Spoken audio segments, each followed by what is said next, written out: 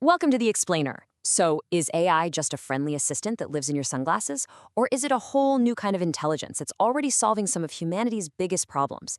Today, we're going to get into all of it as we go from the Super Bowl to superintelligence.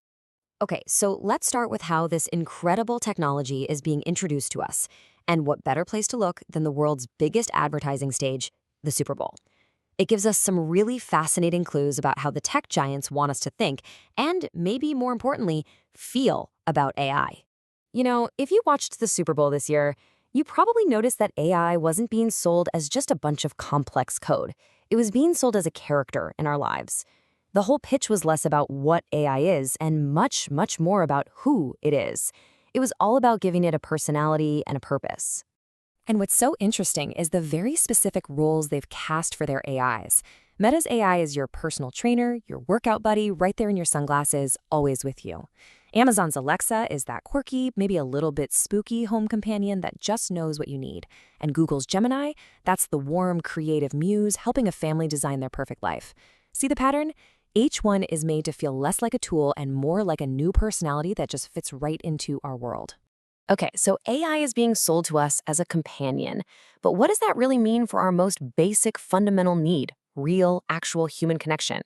Well, some big thinkers like Gunduz Vasaf and Yuval Noah Harari are raising some pretty serious questions about where all this is headed. You can feel this tension growing, right?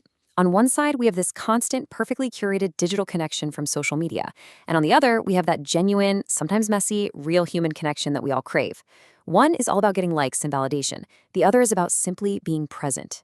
Gunduz Vasaf argues that these digital platforms have basically replaced the physical spots where communities used to just gather, the coffee house, the town square.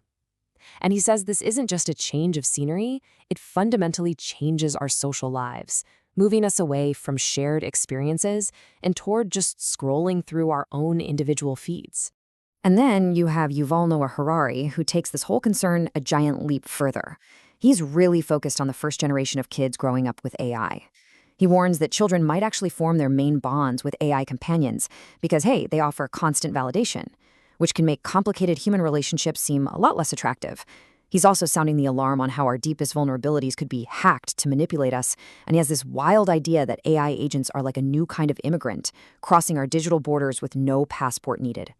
Now, these are some huge, heavy societal questions, and they're getting more urgent by the day because, at the very same time, AI is making these unbelievable leaps in pure scientific power.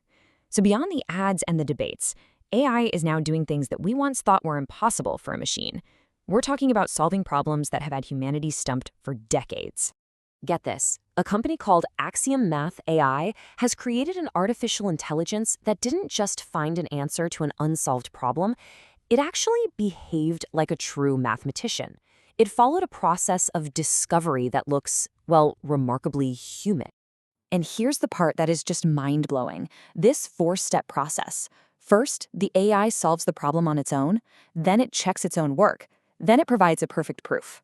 But step four is the real game changer. For the very first time, an AI isn't just calculating, it's theorizing. It's generating new mathematical ideas, showing the kind of creative spark we always thought was just for us. And it's not just math. In biology, AI is tackling an even bigger unknown. I'm talking about the 98% of our own DNA that has been a complete and total mystery to science. Well, until now.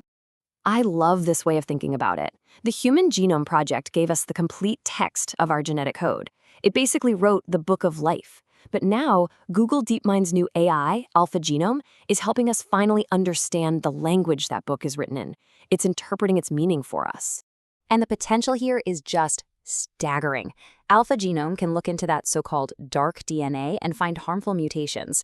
This could dramatically speed up how we diagnose rare genetic diseases, help us find the root causes of all sorts of conditions, and honestly, pave the way for treatments we haven't even dreamed of yet. So all this incredibly advanced AI isn't just staying locked away in a lab. Nope, it is hitting the streets and changing our physical world, starting with something we do every day, getting around our cities. Okay, so Uber's not even trying to develop its own self-driving tech anymore. Instead, it's playing a different game. It's partnering with all these specialized companies to roll out its Robotaxi network, and fast. By the end of this year, they're planning to be in 15 different cities, including places like Hong Kong, Madrid, and Dubai.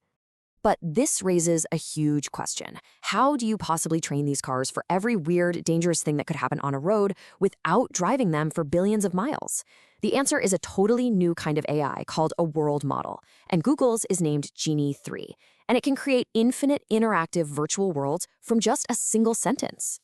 So Waymo, Google's sister company, is basically using Genie 3 to create a driving simulator on steroids.